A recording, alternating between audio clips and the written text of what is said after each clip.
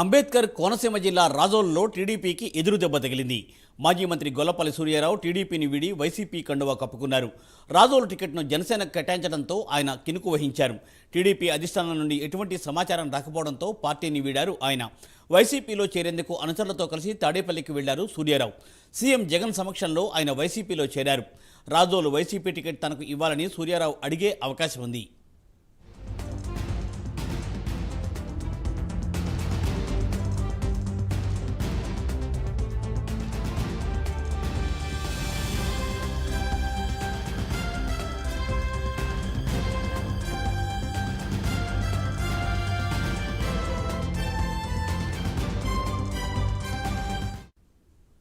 గొల్లపల్లి సూర్యారావు ఇంతవరకు టీడీపీ ఇన్ఛార్జిగా కొనసాగారు.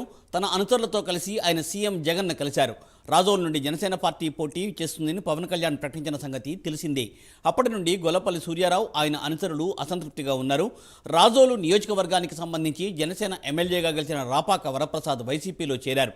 ఈ క్రమంలో రాజోలు వైసీపీ అభ్యర్థిగా జగన్ ఎవరి పేరును ఖరారు చేస్తారు అనేది ఆసక్తికరంగా మారింది.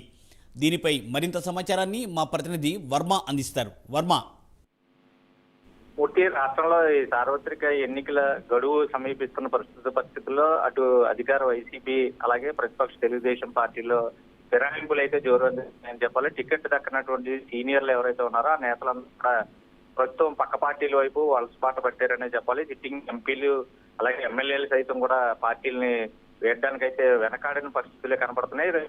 ముఖ్యంగా వైసీపీ టీడీపీ నుంచి ఈ రెండు పార్టీల నుంచి పెద్ద సంఖ్యలో వలసలు చాలా వరకు చోటు చేసుకున్నాయి. ముఖ్యంగా కేసినేని నాని అవ్వచ్చు, అలాగే కేసినేని శ్వేత, నల్లగట్ల స్వామిదాసు, అలాగే బాలశౌరి, లావు కృష్ణదేవరాయలు అటువంటి సీనియర్ నేతలు, అలాగే కొలిసి పార్థసారథి వీళ్ళందరూ సీనియర్స్ అందరూ కూడా పార్టీ ఫిరాయించారు.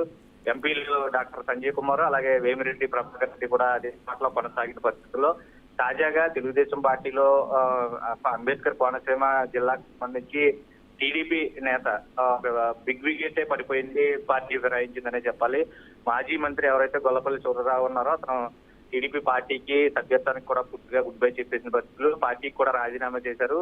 ఆ రాజీనామా పత్రాన్ని కూడా టీడీపీ అధినేత చంద్రబాబుకి అయితే కూడా పంపించడం అయితే జరిగింది. అయితే ఆ లేఖలో కీలక అంశాలను కూడా ప్రస్తావించి తన రాజకీయ ప్రస్థానం గురించి పూర్తిగా కూడా వివరించారు.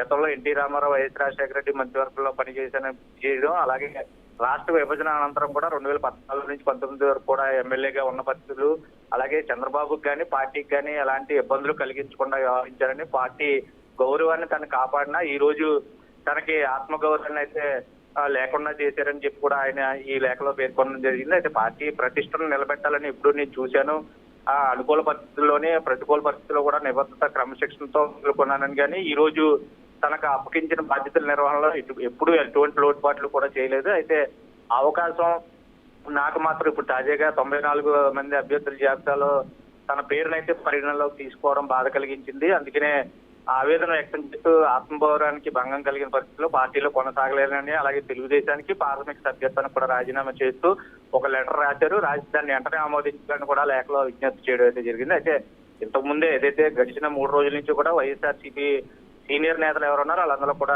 గొల్లపల్లి సూర్యారావు టచ్లోకి వెళ్తాం. ఎంపీలు ముఖ్యంగా పెద్దిరెడ్డి మిథున్ రెడ్డి, కేసినేని నానీలు కూడా ఈ గొల్లపల్లి సూర్యారావుని ఆకర్షించి వైసీపీలో కండువ కప్పుకోవడం ఖాయంగా చేసిన పరిస్థితులు పూర్తిగా ప్రధాన పాత్ర వీళ్ళిద్దరూ పోషించారని చెప్పాలి. ఇప్పటికే కొద్దిసేపటి క్రితం క్యాంప్ కార్యాలయంలో ముఖ్యమంత్రి జగన్ సమక్షంలో వైసీపీ కండువా కూడా కప్పుకున్నారు. అయితే గొల్లపల్లి సూర్యారావుకి సంబంధించి రాజోలు సొంత నియోజకవర్గం కావడం, 2014లో విజయం సాధించి ఆ తర్వాత 2019లో ఇప్పుడు ఏదైతే రాపాక వరప్రసాద్ వైసీపీ తీర్థం తీసుకున్నారో ఆయన చేతులు ఓటమి పాలైన తర్వాత వైఎస్ రాజశేఖర రెడ్డి హయాంలో కూడా మంత్రిగా పనిచేసిన పరిస్థితి, సీనియర్ నేత టీడీపీ. అయితే వైసీపీ అమలాపురం నుంచి పార్లమెంటు స్థానానికి హామీ ఇచ్చిన నేపథ్యంలోనే పూర్తిగా కూడా అంటే అమలాపురం పార్లమెంట్ నుంచి గొల్లపల్లి పోటీ చేస్తారు, ఆ హామీ ఖరారైన కారణంగానే వైసీపీకి వెళ్ళారని తాజా సమాచారం తెలుస్తోంది. అమలాపురం నుంచి ఎంపీ సీటు కన్ఫర్మ్ అయినట్లుగా ఇప్పుడు వైసీపీ నుంచి అందుతున్న సమాచారం ప్రకారం తెలుస్తుంది. ఏదేమైనా టీడీపీకి ఒక బిగ్ వికెట్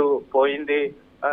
అంబేద్కర్ కోనసీమ జిల్లాలో సీనియర్ టీడీపీ నేత ప్రస్తుతం వైసీపీకి వెళ్ళిపోవడంతో అక్కడ మిగిలిన టీడీపీ నేతలు కూడా స్తబ్దంగా ఉన్న పరిస్థితులు అయితే నెలకొన్నాయి. Murthy, thank you Varma, thanks for updates.